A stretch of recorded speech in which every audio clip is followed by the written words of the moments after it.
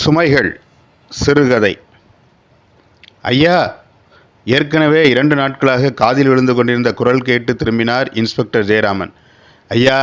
கையெடுத்து கும்பிட்டாள் அந்த பெண். வறுமை தோற்றம். உன் பேர் சாவித்திரி தானே? எத்தனை வாட்டி நான் சொல்கிறது, பிள்ளையை கொடுக்கறதுக்கு எனக்கு அதிகாரம் கிடையாது என்றார் ஜெயராமன். ஐயா, அப்படி சொல்லக்கூடாது. நான் கண்ணு போல் பார்த்துக்கிடுவேன். இந்தா, அதுக்கு தனி ஆஃபீஸ் இருக்குது, அங்கே எழுதி வைக்கணும். பிறகு உனக்கு பிள்ளையை வளர்க்குறதுக்கு வருமானம் இருக்குதுன்னு காட்டணும். சும்மா கவர்மெண்ட்டு பிள்ளையை தூக்கி கொடுத்துறாது. இன்ஸ்பெக்டர் குரலில் கடுமை காட்டினார். ஐயா, வேண்டாம்னு போட்டு போன பிள்ளை. நான் 4 வீட்டில் வேலை செய்கிறேன் ஐயா, நல்லா வளர்த்துருவேன் கெஞ்சினாள் அவள். போமா, போயிட்டு பிறகு வா, விசாரித்து பார்க்குறேன். இல்லைனா நீனே கலெக்டர் ஆஃபீஸ்க்கு போய் பார்த்துக்க என்ற இன்ஸ்பெக்டர். ரைட்டர், அது என்னென்னு கொஞ்சம் சோசியல் வெல்ஃபேர் டிபார்ட்மெண்ட்டில் விசாரித்து பாருங்க என்று விட்டு நாற்காலியில் அமர்ந்தார். 2 நாட்களுக்கு முன்னால் இரவு ஒரு ஏடிஎம்மின் செக்யூரிட்டி ஸ்டேஷனுக்கு ஃபோன் பண்ணினார். சார், இங்கே ஒரு குழந்தை கிடக்குது என்று தகவல் தெரிவித்தார். அப்போதுதான் பிறந்த குழந்தை சாலையோரத்தில் காலியாக இருந்த தள்ளுவண்டி கடையில் கிடந்தது. விசாரித்ததில் பக்கத்தில் இருந்த ஆஸ்பத்திரிக்கு நிறைமாத கர்ப்பிணி பிரசவத்திற்காக சேர முயற்சித்ததும் முகவரி விசாரித்ததும் அட்மிட் ஆகாமல் சென்றதும் தெரிய வந்தது. ஆஸ்பத்திரிக்கு வெளியே பிரசவம் ஆகியிருக்கிறது. இருட்டில் குழந்தையை தூக்கி போட்டுவிட்டு சென்றிருக்கிறாள். குழந்தையை அரசு மருத்துவமனையில் சேர்த்துவிட்டு தாயை தேடிச் சென்று விசாரித்தார். தவறான உறவில் பிறந்துவிட்ட குழந்தை. அவள் பிள்ளை வேண்டாம் என்றாள். குழந்தை அனாதையாக கிடந்த செய்தியை கேள்விப்பட்டு இந்த சாவித்திரி பிள்ளையை என்னிடம் கொடு என்று கெஞ்சி கொண்டிருக்கிறாள். இன்ஸ்பெக்டரின் மொபைல் ஒலித்தது. பார்த்தார். அவரது மனைவி.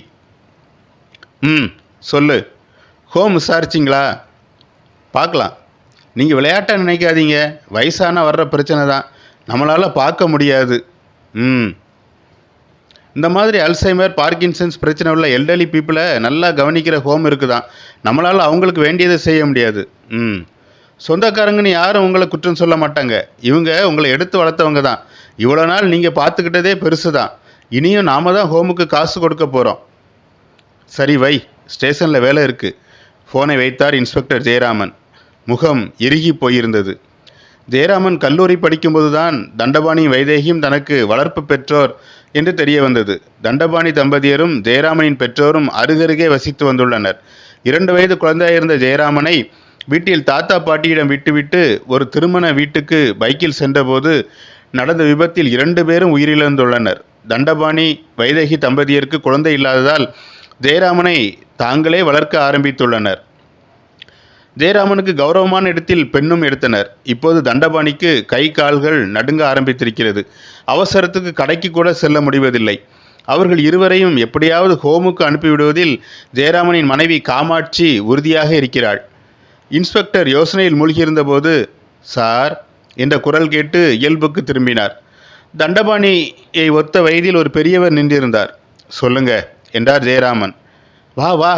வெளியே நின்றிருந்த வயதான பெண்ணை நோக்கி கை நீட்டி அழைத்தார் அந்த பெரியவர். போலீஸ்னா அவளுக்கு பயம் என்றார். அந்த மூதாட்டி தடுமாறி உள்ளே வந்தாள். சார், என் பேர் நடராஜன். எங்களுக்கு ஒரே மகன்க. படித்து நல்ல கம்பெனியில் வேலையில் இருக்கான். வீட்டை அவன் பேருக்கு எழுதி கேட்டான், கொடுத்துட்டோம். இப்போ எங்களை கவனிக்க மாட்டேங்கிறான். இன்ஸ்பெக்டர் அவர்களை ஆழமாக பார்த்தார். 2 வீடு இருக்குது, ஒன்றில் வாடகை வருதுங்க. எங்களை வெளியே போகச்சோன்னா எங்கே போவோம்? இப்போ அந்த மூதாட்டி பேசினாள். கண்களில் கண்ணீர் வடிந்தது. ஆசையாக வளர்த்து படிக்க வச்சோம் சார், அதுதான் மனசு கேட்கல என்றார் பெரியவர். தாய் தகப்பனை கவனிக்கலைன்னா சொத்தை திரும்ப வாங்கிக்கலாம்னு சட்டம் இருக்குதுங்களாமே. வாங்கி கொடுங்க. உங்களை என் பிள்ளையா நினச்சி கேட்டுக்கிறேன். கையெடுத்து கும்பிட்டாள் அந்த மூதாட்டி. அப்படி உட்காருங்கம்மா, அது கலெக்டர் தான் செய்ய முடியும் என்றார் இன்ஸ்பெக்டர். சார், எங்களால் அலைய முடியாது. நீங்களா எதுவும் செய்ய முடியுமா கேட்டார் நடராஜன். உங்களை என் பிள்ளையா நினச்சி கேட்டுக்கிறேன். அந்த மூதாட்டி அழத் தொடங்கினாள். யார் பெற்ற பிள்ளையையோ வளர்க்க துடிக்கும் பிள்ளை பாசம் சாவித்திரிக்கு. பெற்ற பிள்ளையிடமே பாசத்தை எதிர்பார்த்து ஏமாந்து போன நடராஜன். இன்ஸ்பெக்டரின் ஃபோன் மறுபடியும் ஒலித்தது. மனைவிதான். முகம் மீண்டும் இறுகி போனது அவருக்கு. எங்கள் அக்கா ஒரு ஹோமுடைய அட்ரஸ் கொடுத்துருக்கா, பக்கத்தில் தான், பார்த்துட்டு வந்துடுறீங்களா என்றாள். நீ விசாரிக்க வேண்டாம், அவங்க வீட்டில் தான் இருப்பாங்க. நமக்கு கஷ்டம் இல்லாமல் நான் நர்ஸு போட்டு பார்த்துக்கிறேன் என்று அழைப்பை துண்டித்தார் ஜெயராமன். ரைட்டர், அவங்களுக்கு சப் கலெக்டர் ஆஃபீஸ் ஓரம் கொடுத்து அனுப்புங்க என்றபடி, மகன் வேறு எதுவும் பிரச்சனை பண்ணால் உடனே சொல்லுங்கம்மா. கலெக்டர் வீட்டை வாங்கி தர்ற வரைக்கும் தைரியமாக இருங்க. கூறிவிட்டு ஜீப்பில் ஏறினார் இன்ஸ்பெக்டர் ஜெயராமன். இதுபோன்ற கதைகளை தவறவிடாதிருக்க தமிழ் பூமர் சேனலை சப்ஸ்கிரைப் பண்ணுங்க. நீங்கள் நினைப்பதை நாங்கள் பேசுகிறோம். தமிழ் பூமர் சேனலை லைக் பண்ணுங்க, ஷேர் பண்ணுங்க, சப்ஸ்கிரைப் பண்ணுங்க.